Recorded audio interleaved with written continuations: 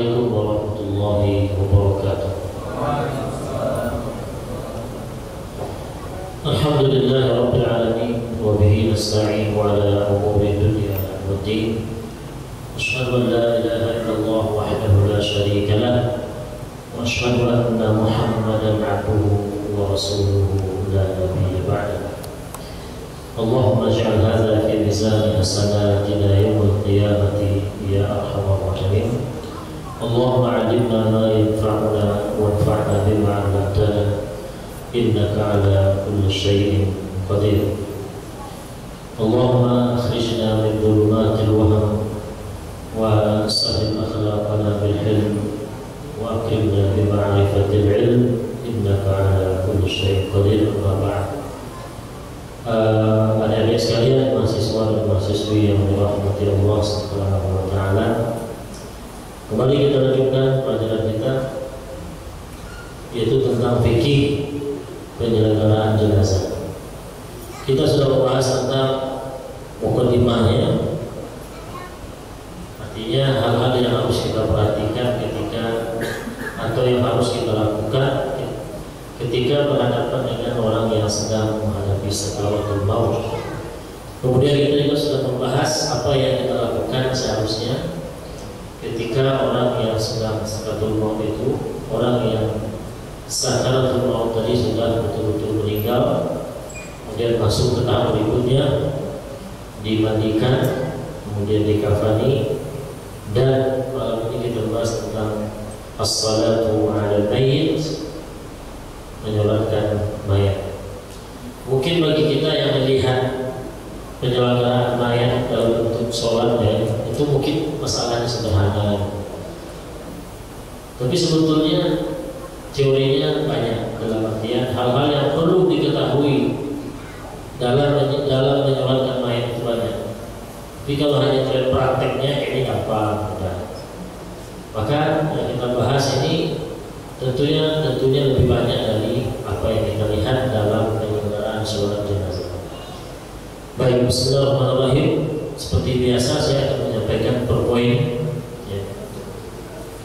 Yang pertama, sholat mayat itu, menyolatkan mayat tentu jelas termasuk kewajiban yang orang yang hidup. Kalau seandainya satu kampung tidak ada yang mau menyolatkan, dalam artian tidak ada yang tidak ada yang tergerak untuk menyolatkan, maka satu kampung itu berdosa. Kalau memang mayat itu termasuk yang wajib disolatkan. Kalau seandainya mayat itu sendiri yang tidak wajib disolatkan, satu negara pun akan berdosa ketika tidak menyolatkan. Contohnya apa? Ketika mayatnya orang kafir. Kalau Ahok meninggal dalam keadaan kafir, maka satu negara kalau tak ada yang menyolatkan, ya tak berdosa, karena memang mayatnya itu sendiri tidak wajib disolatkan, bahkan haram.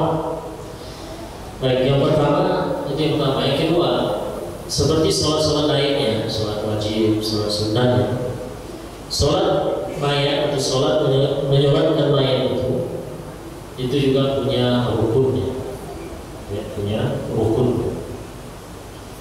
Saudara kita mungkin bisa ditanya, berapa rakaat sholat jenazah? Satu rakaat. Berapa rakaat? Satu rakaat. Mantap. Sholat jenazah satu rakaat. Ada yang punya ijtihad yang lain? Yang senyum-senyum, berapa rakaat sholat jenazah? Satu juga. 4 rakaat sama dengan zuhur berarti. Iya, subhanallah. Ada yang mungkin di kosong, mungkin jadi 2 gitu. Baik, untuk sholat jenazah itu tidak dikenal istilahnya rakaat, tidak dikenal istilah rakaat. Makanya tidak ada yang bawa sajadah, nggak ada yang pakai sajadah kalau sholat menyolatkan mayat. Baik, jadi sholat mayat, sholat menyolatkan mayat itu atau sholat mayat sama dengan sholat yang lain, yang wajib atau yang fardu, dari sisi sama-sama punya rukun. Rukun itu artinya hal-hal yang terkait dengan suatu ibadah dan dia berada dalam menyatu dengan ibadah itu sendiri, komponen internal dari ibadah itu sendiri, seperti sholat fardu zuhur, ruku, sujud, baca al-fatihah, takbiratul ihram, itu hal-hal yang mesti ada dalam sholat zuhur, dan dia itu satu rangkaian dengan apa yang kita sebut sholat itu sendiri. Kalau sudah sholat orang pasti ada gerakan-gerakan itu, ya pasti ada ucapan-ucapan, atau rukun nanti. Kalau itu tidak ada maka sholat zuhurnya tidak sah. Jadi rukun itu artinya bagian dari satu ibadah, dia menyatu dengan ibadah itu. Dan kalau tidak ada maka dia ibadah tersebut tidak sah. Itu bedanya dengan syarat. Kalau syarat sah umpamanya, itu dia juga kalau seandainya tidak ada maka ibadah itu juga tidak sah. Tapi dia tidak menyatu dengan ibadah tersebut. Seperti sholat dengan wudu. Untuk sahnya sholat perlu ada wudu. Tapi apakah ketika orang sedang mengambil wudu kita bilang dia sedang sholat? Tidak. Jadi itu bedanya antara sholat dengan rukun. Nah jadi ini rukun sholat jenazah artinya apa? Hal-hal yang akan kita sebutkan ini harus ada dalam pelaksanaan sholat jenazah ini. Yang pertama niat, ya. Kita memasang niat untuk melaksanakan sholat jenazah. Ini sama halnya dengan sholat yang lain. Mau sunat ataupun wajib tetap pakai niat. Baik. Cuma untuk niat sholat jenazah itu cukup kita hanya menyebut fardu saja tanpa fardu kifayah. Jadi niat itu dibikin komponennya oleh para ulama, bagian-bagiannya. Contoh ya, yang sholat fardu tadi maghrib itu bagian niat itu ada namanya qasdun. Ya, qasdun itu kita memang sengaja memaksudkan ibadah itu. Umpamanya kita sebut tadi usolli atau qasdun, kita memang memaksudkan atau menyebutkan atau melintaskan di hati aktivitas ibadah itu langsung. Kalau wudu, umpamanya nawaitu al-wudu'a. Kalau sholat mungkin nawaitu as-salata, nawaitu salata. Kemudian menyebutkan jenis sholatnya, ta'yin. Ta'yin ini artinya menentukan secara spesifik ibadahnya apa. Kalau sholat apa? Oh maghrib. Jadi usolli salat al-maghrib. Satu ya, dua. Baik, yang ketiga kita sebutkan fardunya. Itu namanya ta'aruf. Kita menyebutkan status hukum sholat itu fardu. Jadi kalau sholat fardu wajib kita sebutkan fardunya. Jadi usolli fardhu al-zuhri, atau usolli salata fardhu zuhri. Kata-kata fardunya. Tapi kalau sholat sunat tidak apa-apa. Tidak perlu tidak wajib menyebut sunatnya. Usolli sunnata al-duha, tak perlu. Dalam artian tidak apa-apa kalau tidak begitu. Nah kalau untuk sholat jenazah kita dianya usolli ala hadal mayyit fardhan lillahi ta'ala. Usolli ala hadal mayyit fardhan lillahi ta'ala, tanpa menyebut rapat takbirnya. Kalau bahasa Indonesia mungkin sengaja aku menyolatkan mayat ini fardu lillahi ta'ala atau karena Allah. Ya, ini dilintaskan di hati tanpa diucapkan. Atau kalau diucapkan juga boleh dalam mazhab Syafi'iyah. Ya, membantu hati. Jadi niatnya apa? Kalau bahasa Arab sholli ala hadal mayyit. Ya, kalau mau cewek juga boleh sholli ala hadhihi al-mayyitati fardhan. Tambah dengan makmum kalau jadi makmuman. Kalau imam. Ini harus ada unsurnya. Usolli ala. Kemudian ayatnya ala hadal mayyiti cowok, kalau cewek, ada hadhihi mayyitati fardhan. Ada 3 ini sudah cukup, tidak perlu lagi tidak wajib lagi menyebut arba'at takbiratin mustaqbil qiblati lillahi ta'ala. Yang harus ada dalam niat salat jenazah itu usolli ala hadzal mayyit fardhan. Oke. Kemudian terkait niat juga tidak wajib hukumnya kita menjelaskan spesifik siapa mayatnya. Sengaja aku menyolatkan mayat bernama Ucok, mahasiswa WIR tingkat semester 20. Ya, tidak wajib. Cukup dengan menyebutkan sengaja aku menyolatkan mayat di hadapan saya. Mau cewek dia mau cowok tidak masalah. Jelas sengaja aku menyolatkan mayat ini. Nah, itu bisa juga.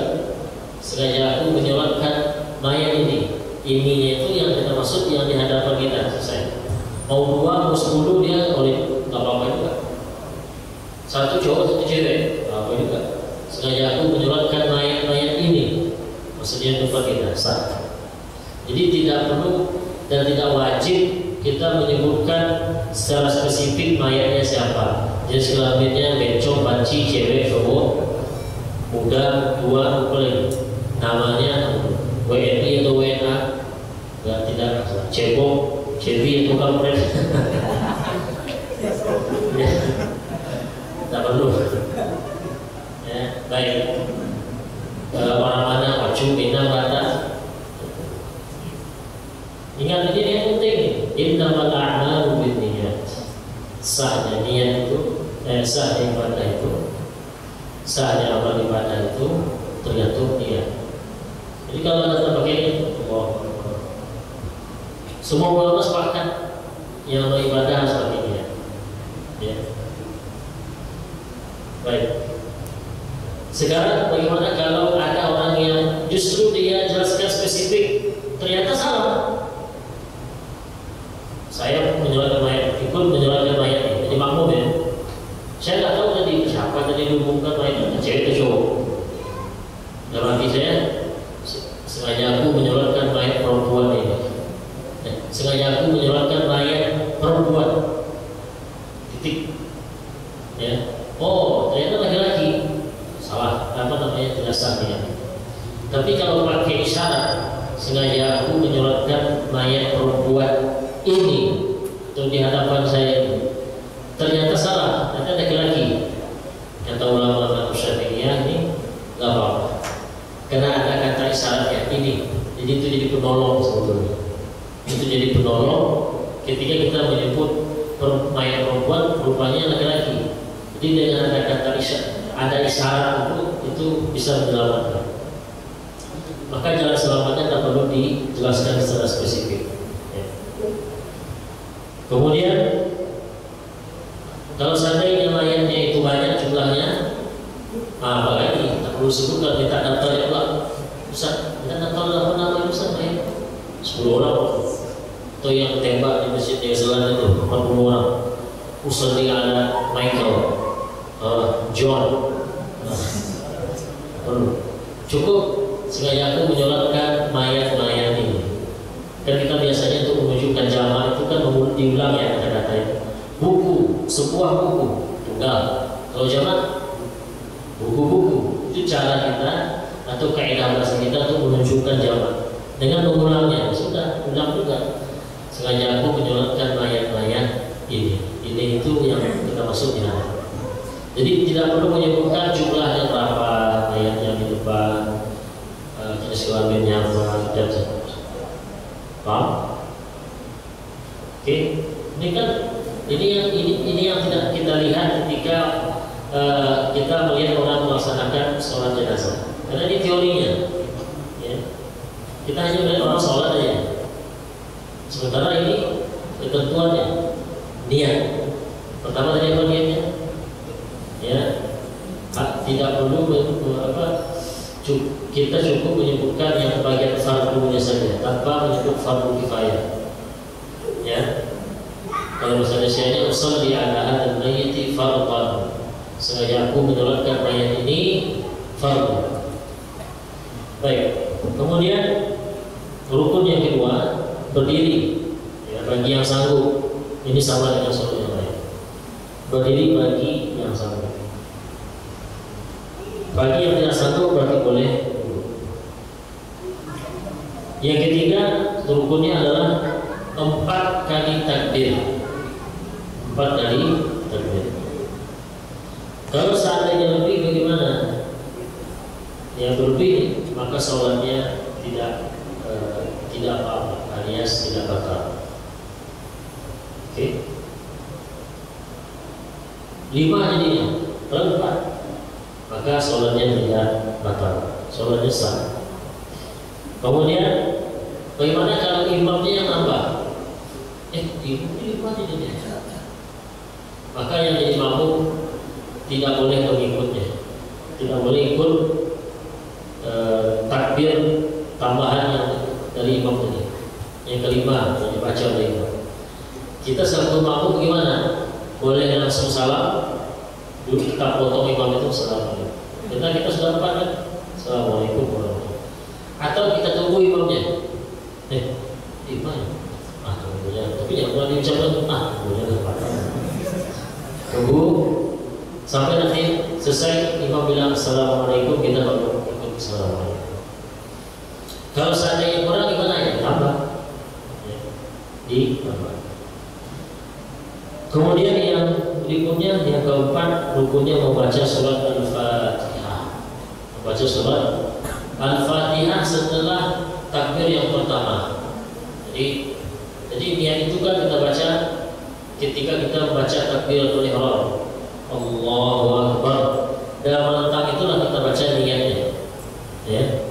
Kalau agak susah saya menyeimbangkan antara bacaan lisan saya dengan melintaskan niat itu di hati. Ya sudah, baca di luar apa-apa, tapi kalau bisa langsung ketatikan Allahu Akbar. Ya, itu sudah keringanan. Tapi jangan pula dari rumah pasang niat. Ya. Sehingga dulu di ATM ambil duit baru saya langsung Allahu Akbar. Itu bukan niat. Ya. Kalau hanya duluan dikit dari takbir ya nggak apa-apa. Karena memang ada masa yang mengatakan itu boleh. Jadi Allahu Akbar takbiratul ihram sekaligus itu pasang niat. Nah, langsung membaca yang namanya surat Al-Fatihah. Ya, baca surat Al-Fatihah. Jadi kalau tidak baca surat Al-Fatihah ya sholat jenazahnya tidak sah. Ini penting bagi Anda ketika Anda tampil jadi imam saat orang tua Anda meninggal. Seperti Ustaz Uwas, saya nggak tahu. Kalau dulu jadi imamnya, iya Ustaz. Syekh kita, dulu jadi imamnya ya. Oke, saya nggak ada. Jadi ketika yang meninggal itu orang tua Anda, ya sudah Anda yang jadi imam. Jangan Pak Haji lagi. Nanti siapa yang ada penjelasan siapa yang berhak jadi imam, lebih berhak dalam artian yang lebih afdol kan untuk jadi imam sholat jenazah.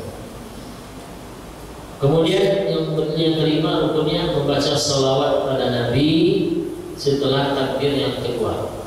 Jadi saya mulai sholat di jenazah Allahu Akbar, salam ayat takbir sekaligus niat tadi saya baca Al-Fatihah. Ini takbir kedua Allahu Akbar langsung salawat. Ya, Allahumma shalli ala Muhammad. Yang keenam rukunnya membaca doa untuk mayat setelah takbir yang ketiga. Jadi setelah salawat tadi Allahu Akbar takbir ketiga, baru kita baca doa Allahumma ighfir lahu, mayat laki-laki, warham wa'afihi wa'fu. Kemudian yang ketujuh baru salam. Itu rukunnya. Ingat rukun tadi artinya harus mutlak ada yang 6 hal itu. Niat, berdiri bagi yang sanggup, baca Al-Fatihah setelah takbiratul ihram atau takbir yang pertama, baca selawat pada takbir yang kedua, doa untuk mayat setelah takbir ketiga, dan salam setelah takbir keempat. Ya, harus ada ini namanya. Kalau tidak ada, soal jenazah tidak sah. Oke, kalau untuk niat, kalau untuk doa untuk mayat ini bisa Anda baca di buku-buku panduan yang sudah ada terjemahan. Baik. Kemudian hal-hal yang disunatkan, nah ini hal-hal yang disunatkan ketika sholat mayat. Ini artinya dari plus saja. Kalau ada ya nilainya plus, bertambah pahalanya. Tapi kalau tidak ada, keabsahan sholat jenazah kita tetap sah. Yang pertama, mengangkat kedua tangan di setiap takbir. Kan tadi sudah jenazah 4 kali takbir, maka kita disunatkan mengangkat kedua telapak tangan serta bahu. Di serta bahu itu ulama banyak menafsirkan. Ada yang menafsirkan begini. Ya.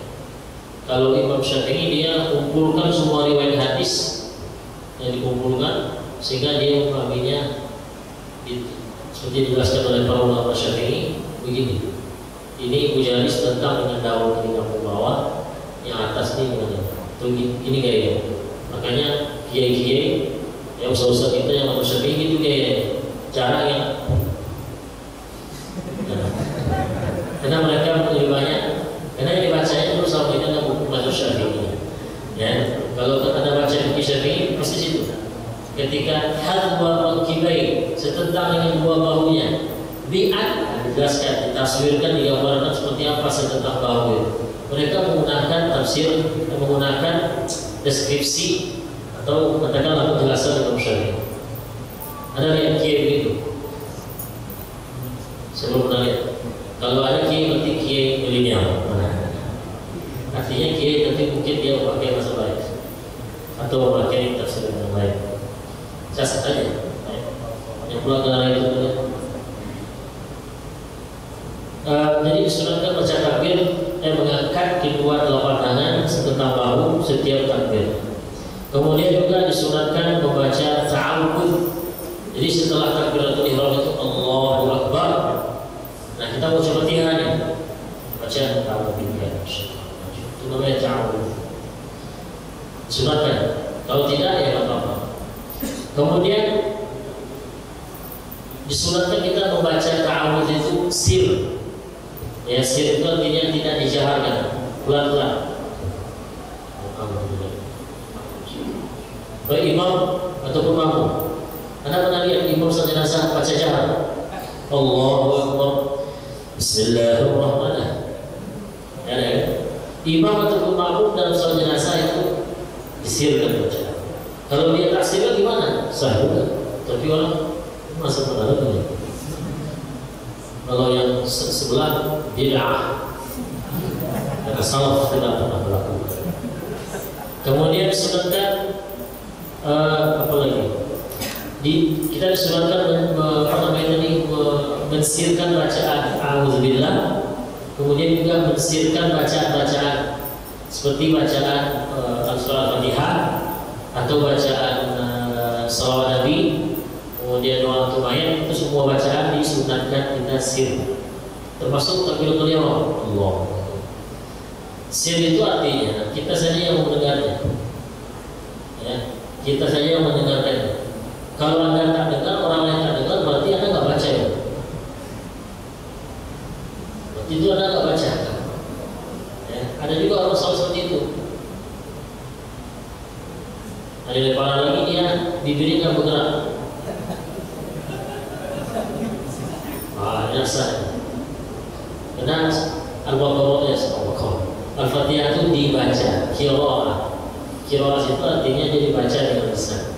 Nabi itu ketika sholat terlihat oleh para sahabat jenggotnya gerak-gerak. Nah, mungkin jenggotnya gerak sendiri ketika sholat. Gerak itu karena rahangnya bergerak, itu bergerak juga. Rahang bergerak karena dia membaca. Ada nggak di para sholat itu?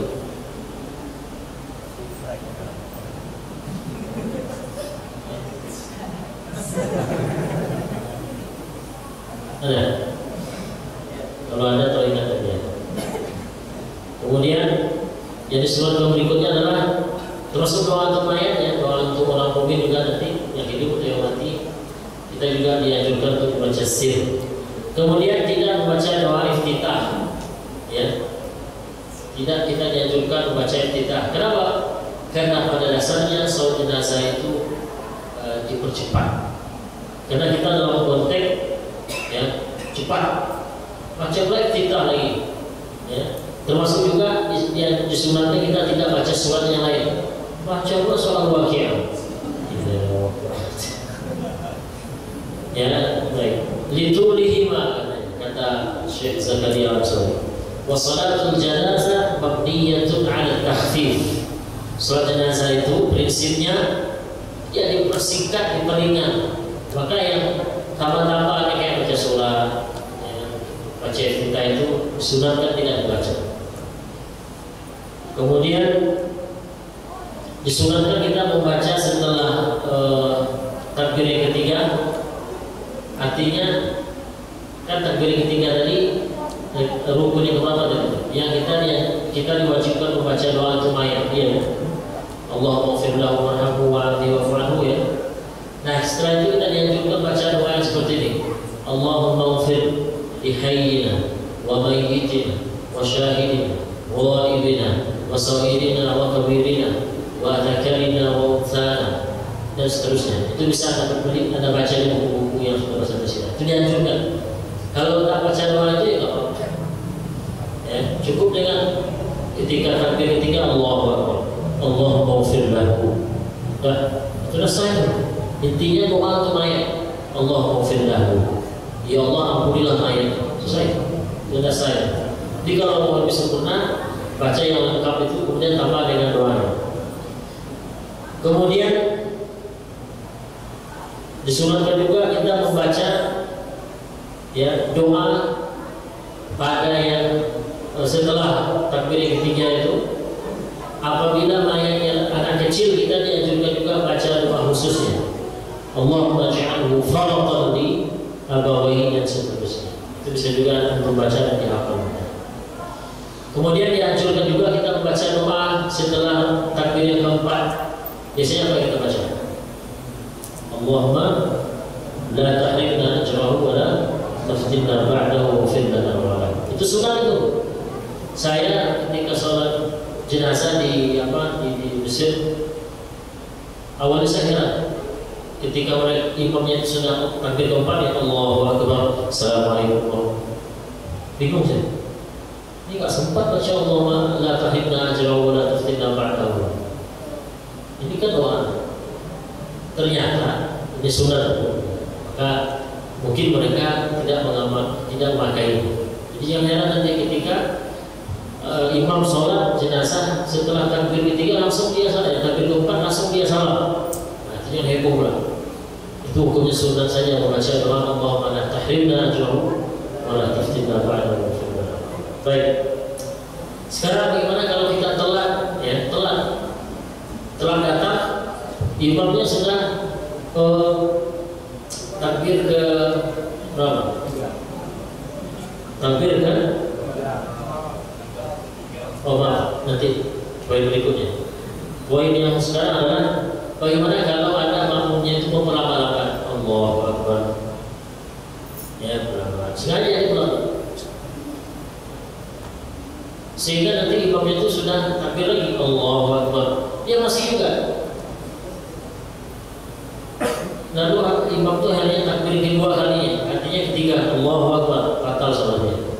Jadi kita tidak boleh tertinggal dari imam salat jenazah sebanyak 4 takbir, 2 kali takbir. Kalau sudah tertinggal dari imam salat jenazah 2 kali takbir tanpa sebab, tanpa uzur, maka itu hukum salat kita yang makmum batal. Paham ya? Sekarang yang tadi, kalau kita terlambat boleh. Kita baru takbiratul ihram pertama, imam sudah takbir yang kedua. Allahu Akbar kata kita, imamnya Allahu Akbar juga, tapi takbir yang kedua. Berarti imamnya sudah membaca selawat. Nah, apa yang kita baca? Selawat juga? Tidak. Kita ikut yang pertama. Jadi Allahu Akbar, artinya kita susul. Allahu Akbar, baca Al-Fatihah. Allahu Akbar, Allahumma shalli ala Muhammad. Nah, nanti ketika imam itu belum sampai takbir ketiga, lalu kita sudah sampai takbir kedua, nanti kita dah nyusul dia. Jadi kita susul. Beda dengan sholat biasa. Yang susul imam pula. Imam sudah rakaat ketiga, katanya Allahu Akbar 1, 2, 3. Kalau sholat jenazah kita susul, dalam artian kita tetap urut, ya, takbir pertama, Al-Fatihah, takbir kedua, sholawat, sampai kita mendapatkan di takbir keberapa itu.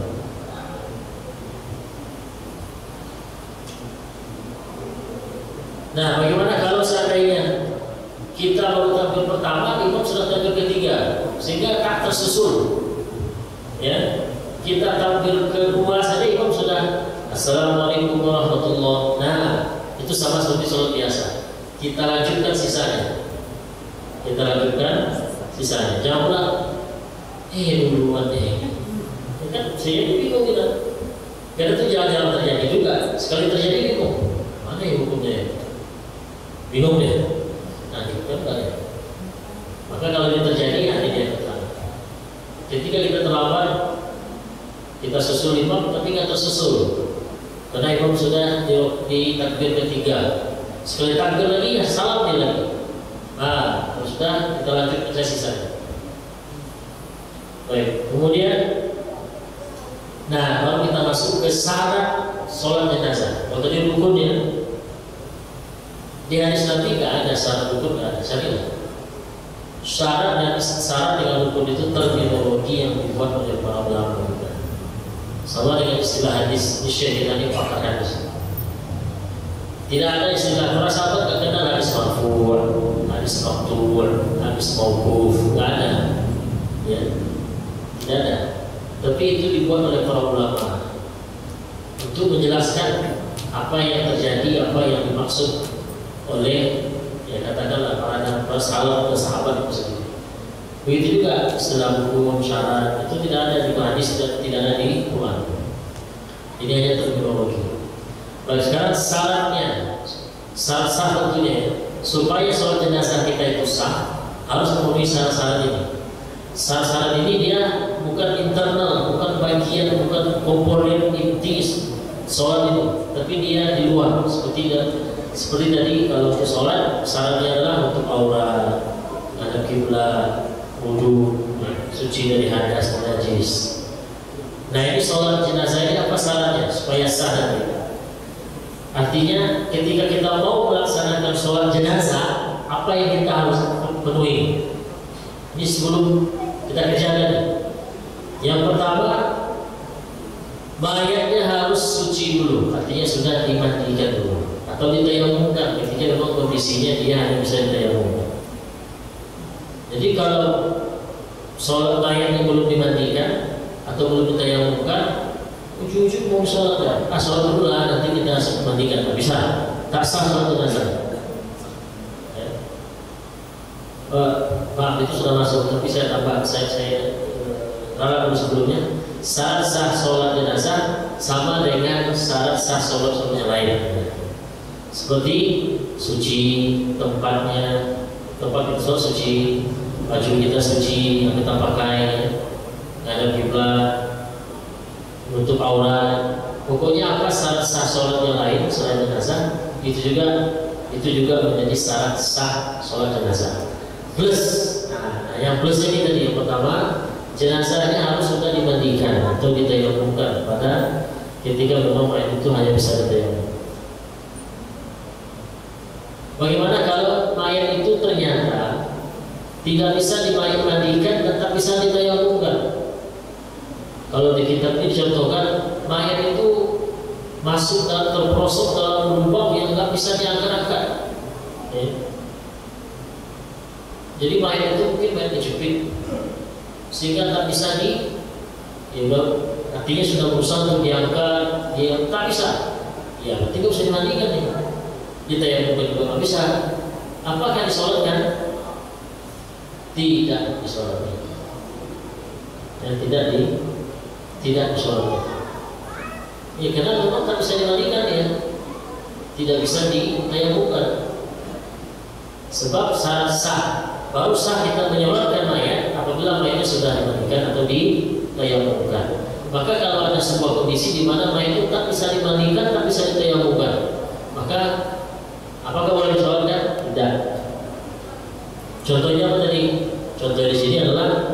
ketika mayat itu terperosok dalam, ya ada orang meninggal korban, ya dibunuh maunya dengan kondisi yang serba susah, peralatan yang tidak memadai, ini tak bisa untuk dinaikkan, nah, maka itu tidak wajib disolatkan dan tak boleh.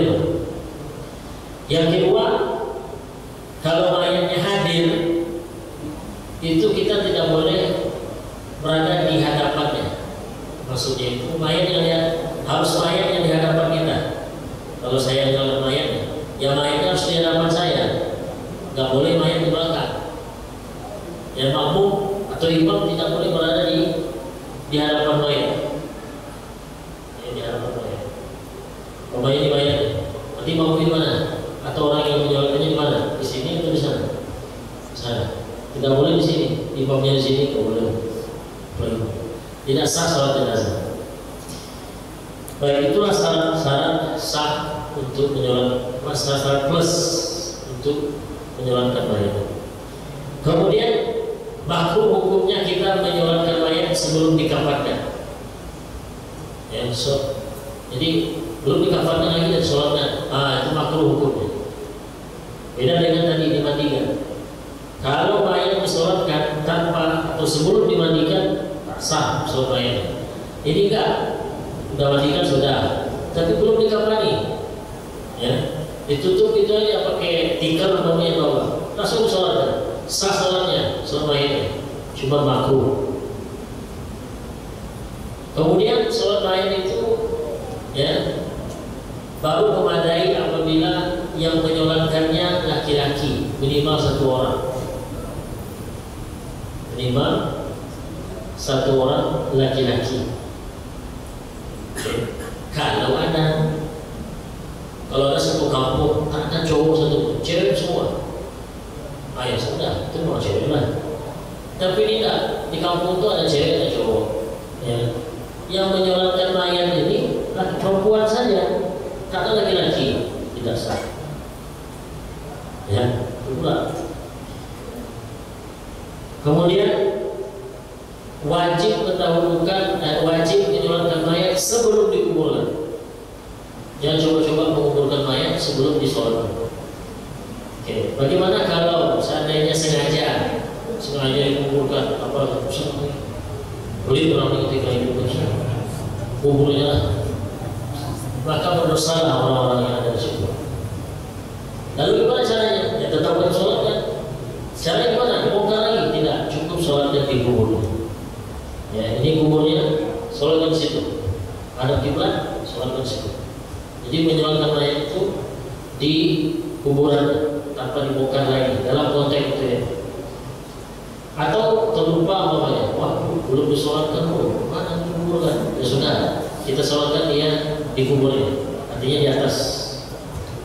Tapi jangan menginjak kuburnya. Itu sahnya itu apabila mayat itu bukan seorang nabi. Kalau nabi, mayat nabi, jenazah nabi itu tak boleh disolatkan di kuburannya. Karena ada larangannya. La'anallahu al-yahuda wan nasara ittakhadhu qubur anbiya'ihim masajid. Boleh. Tapi selain nabi itu boleh kita solatkan dia di kuburnya. Pamannya nih, ketika orang tua Anda meninggal, saat itu Anda jauh di sana, di luar negeri, diminta kemana ditunggu nggak? Usah tunggu lagi. Saya kalau balik pun cepat sekarang, paling-paling besok pagi baru nyampe, sudah kuburkan saja. Lalu besoknya Anda baru nyampe di kampung, nah Anda boleh sholatnya. Sholat di mana? Sholatkan di kuburnya. Atau sholat gaib kan? Ya. Baik, ini dah ada pemula. Silakan kalau ada pertanyaan, monggo kalau ada pertanyaan, monggo. Ya, silakan. Seperti kasus yang di Palu kemarin itu kan, orang ditimbun tanah, tak bisa juga dia diangkat. Ya, kalau itu tak bisa dikuburkan termasuk itu. Ya, itu tak perlu lagi mandikan, tak bisa. Kemandikan tak bisa. Mungkin lah berapa meter dalam itu, kita pun susah nyarinya di mana. Ya sudah. Berarti mandikan tak bisa, ya sholat itu tak wajib. Ya. Bukan berarti kita tak menghormatinya, enggak, peraturannya gitu. Setiap mayat yang tak bisa dimandikan, yang tak bisa ditayamumkan, berarti kita tidak berkewajiban menyolatkannya, karena kalau sholatnya juga tidak sah. Tuh. Tapi kalau bisa punya ketemu satu nyangkut itu bisa, nyangkut di apa namanya, yang listrik bisa. Silakan. Apa kasus yang lebih baik mungkin? Tentangnya. Kalau sebenarnya kita akan tahu mayatnya, Tak tahu mayatnya. itu pas rumahnya musuh mayat apa? Oh gitu, Anda tidak tahu mayatnya laki-laki atau perempuan. Ya, baca saja yang sesuai dengan teks hadis Allahumma firlahu, ya, tanpa Anda pastikan dia cewek atau cowok. Niatkan saja mayat saya depan nih, ya, itu caranya. Tapi kalau Anda tahu betul dia cewek, ya Allahumma firlahu warhamha. Itu pun ada ulama yang mengatakan tak boleh dirubah teks doa dari Nabi, sekalipun domirnya. Saya pernah baca itu fatwa ulama Saudi. Allahumma firlahu itu boleh nggak kita ubah jadi domirnya muannas sama cewek ketika mayatnya perempuan? Tak boleh gitu. Karena itu maksud dari Nabi. Sehingga kita baca gitu aja. Allahumma firlahu, ya sudah. Loh, kan cewek depan ini, nggak apa-apa. Yang jelas kita membaca teks yang maksud itu dan tanpa mengatakan oh ini yang perempuan, ini laki-laki. Jadi kalau Anda tidak tahu, ya sudah Allahumma firlahu. Ya, tanpa memastikan dan tanpa memvonis depan ini cowok, mayat ini perempuan atau laki-laki. Ya, biasanya baca yang maksudnya, yang sudah teks pelakunya. Allahumma firlahu. Ayo berikutnya. Apakah setelah membaca doa Allahumma warahmatullahi itu boleh kita baca doa yang sifatnya bahasa Indonesia? Dalam hati boleh, kalau dalam di sana boleh. Allahumma firlahu warhamhu. Ya Allah, selamatkanlah ibu saya ini, ya Allah. Batal sholat. Kenapa? Karena sholat harus berbahasa Arab. Kalau dilafazkan, diucapkan. Tidak hanya sholat jenazah, sholat fardu pun gitu. Makanya asik kalau Anda pendidikan bahasa Arab. Anda bisa curhat, Anda bisa habis Allahumma firlahu tambah, ya, bawahnya ya, setelah bahasa Arab. Jadi tidak boleh pakai bahasa Indonesia atau bahasa Arab kalau dilafalkan, diucapkan di bibir. Kalau di hati boleh. Sama seperti kita sholat fardu, pas sujud lagi ada masalah. Ini sudah bulan-bulan tua, kok belum datang lagi, ya. Bila mana sujudnya? Kata hatinya, ya Allah, apa tuh ya Allah, ada rutin boleh akhirnya. Apa ya? Jangan dilafazkan, membeli Tuhan, itu batal. Gusti Allah, Gusti Allah. Dia dari tenis. Baik. Kemudian kalau sholat goib itu gimana? Sholat goib. Sholat? Goib. Oh, sholat goib nanti ada pembahasan. Sholat goib boleh. Ya, karena waktu dibatasi waktu nanti ada. Sholat goib nanti ada pembahasan. Boleh hukumnya. Walaupun ada ulama atau mazhab mengatakan nggak boleh. Ya, bagi mereka apa yang dilakukan Nabi pada An-Najasyi, Raja An-Najasyi itu kata dia hanya itu khusus buat Nabi. Yang kedua katanya karena tidak ada yang menyolatkan An-Najasyi di negerinya Habasyah, maka ya kaum muslimin yang ada waktu itulah yang wajib menyolatkan. Itu udah boleh. Tapi jumhur mayoritas mengatakan boleh sholat. Jadi ada yang lucu. Jadi kan untuk melaksanakan sholat mayit ini kan jarak depan ke belakang itu kan berdekatan ya saudara. Iya. Sedangkan sholat jamaah itu kan sampai kan dari depan ke belakang itu kan ada jaraknya saudara. Nah itu mengapa saudara? Sholatnya itu berdekatan. Oh, ya. Pertama karena sholat jenazah itu tak pakai buku, tidak pakai sujud. Sehingga dapatnya. Yang kedua, untuk saf sholat jenazah itu dianjurkan memanjang daripada melebar. Ya. Minimal 3 saf. Minimal 3 saf memanjang. Jadi kalau kita sholat kalau kita sholat biasa kan, sama seluas sama ini, ya seluas itu bukan dulu sama. Tapi jenazah ada sampai situ belakang, ya. Hikmahnya katanya untuk nampak luar macam itu apa aksi yang jelas. Alasannya pertama karena memang tidak ada aktivitas sujud ruku. Gimana mau sujud ruku nanti masalah apa ya? Yang kedua karena kita ingin memperbanyak saf belakang, jadi nanti makin banyak orang ikut. Oke, silakan. Tadi. Assalamualaikum warahmatullahi wabarakatuh. Jadi bagaimana kita bisa menanggapi bila ada dua paham di mana kalau setelah melaksanakan sholat jenazah itu ada disertai oleh doa dan ada yang tidak. Bila kita mengikut yang paham setelah sholat jenazah berdoa dan ada yang tiba-tiba langsung dipercepat gitu. Bagaimana kita bisa menanggapinya seperti itu? Menanggapi perbedaannya. Iya, menanggapi perbedaannya. Ya. Dan sama juga seperti dikubur, kan ada yang kita setelah dikuburkan kita berdoa dengan keluarga, ada yang masuk juga. Baik, saya pribadi belum menemukan asar atau riwayat atau hadis yang salaf ya. Habis salam itu mereka zikir tahlilan Allah dan kemudian doakan lagi tidak ada. Artinya sejauh saya telah tidak temukan praktek yang seperti itu. Bahkan dalam buku Syafi'iyah pun tidak ada disebutkan baik yang disunatkan atau enggak ada. Yang setelah salam ya sudah selesai, tidak ada lagi pembahasan wa yusannu aqibaha dzikrun wa du'a, tidak ada. Ya. Tapi praktek kita ya itulah ada. Maka bagaimana menghadapinya? Ya Anda dulu ikut yang mana? Kalau Anda ikut yang mengatakan itu nggak boleh, ya Anda harus bertoleransi saja. Karena memang mayoritas masyarakat kita seperti itu prakteknya. Asal mereka tidak mengatakan itu wajib. Kalau mereka mengatakan itu wajib, ya Anda sampaikan dengan bahasa yang sopan.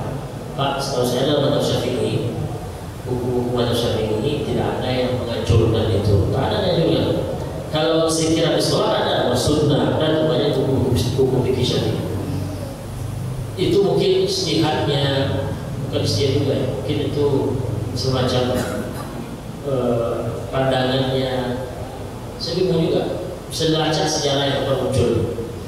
Kalau saya dengan Syekh kita ini bisa 5 tahun setelah saya belum pernah lihat habis salam zikir lagi ada Ustaz.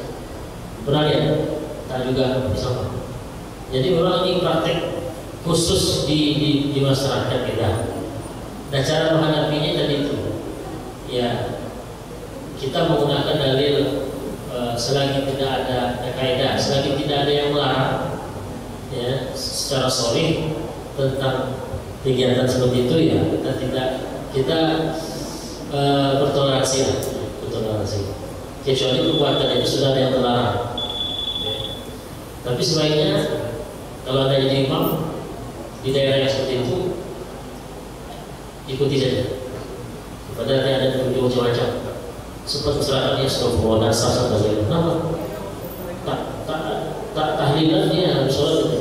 Jauh, timbul fitnah. Ya, jadi kalau ingin merubah tradisi masyarakat, hati-hati. Jangan cepat-cepat dengan semangat berbuat apa. Jangan. Mari Quran sunnah, santai. Jangan turun nafsu. Nabi saja tidak langsung merubah Ka'bah itu. Sementara ada masalah di Ka'bah itu. Saya lupa betul riwayat yang mana. Ya. Nabi tidak mau merubah untuk Ka'bah itu masalah. Karena nanti kalau dirubah, ya tentu timbul fitnah, timbul semacam gejolak dengan masyarakat waktu itu. Itu juga. Kecuali kalau sudah dalam konteks sesuatu yang diharamkan, ittifaq semua ulama sepakat, atau maksiat boleh, itu nggak bisa. Itu pun ya kita harus pandai-pandai melarang. Jangan langsung main ya sikat ente neraka. Saya suka. Ya. Oke, jadi kalau ditanya hukumnya, Kalau saya termasuk yang menganggap bid'ah hasanah. Dengan kaidah selagi itu tidak ada hadis yang melarang, ya hadis atau dalil yang mengharamkan secara spesifik ya sudah kita toleransi saja. Karena tidak ada hadis yang melarang. Jangan baca doa lagi, jangan tahlilan habis sholat jenazah. Okay. Anggap saja itu untuk memperkuat doa yang sudah dibaca dalam sholat. Okay. Dengan catatan jangan sampai meyakini itu wajib. Ketika nanti bisa dihilangkan, hilangkan dengan cara hikmat, dengan cara penuh bijaksana. Ya, saya sampai ini belum bisa berubah ya. Karena nanti mulutnya gini ya. Maka kita harus sampai bertahap untuk berubah. Baik, satu lagi ada. Santai ya. Singkat sholatnya insyaallah. Kalau saya imam, kalau ini di imam nanti bahaya. Kalau bisa. Nah, coba. Sholat yang sudah dikubur. Ya. Itu ada jangka waktu tertentu tak? Misalnya 2-3 hari baru sampai. Jangka waktunya tergantung pada orang yang belum menjalankan. Kalau yang dia sudah menjalankan dulu, ketika ada orang dia sudah ikut sholat dulu di awalnya, ketika main di kubur, dia nggak boleh lagi dia ikut sholat dulu di kuburnya. Ini bagi orang yang belum, ya. Dan 3 hari itu nyampe di tempat dari kubur dia, udah. Dan itu pernah ada seorang wanita tukang sapu besi Nabawi, CS-nya lah Masjid Nabawi, meninggal dia. Sahabat tidak menyampaikan ke Nabi. Kalau saya nggak salah, sahabat itu takut mengganggu istirahat Nabi atau apa. Setelah Nabi kehilangan, mana ibu itu? Ternyata sahabat melaporkan sudah meninggal di Rasulullah. Kata Nabi, kenapa kalian tidak kasih tahu saya? Ini pula dalil bagi ulama Syafi'iyah boleh mengumumkan di masjid atau di mana bahwa ada kematian. Inna lillahi wa inna ilaihi raji'un, telah meninggal seekor kucing. Lalu apa yang dilakukan Nabi? Pergilah Nabi ke kuburan mayat itu, perempuan itu, lalu Nabi menyolatkan situ. Ya. Baik, terima kasih. Mudah-mudahan bermanfaat dan ini tuntas untuk persoalan tentang pengertian. Subhanallah wa bihamdihi asyhadu an la ilaha illa anta astaghfiruka wa atubu ilaik. Assalamualaikum warahmatullahi wabarakatuh.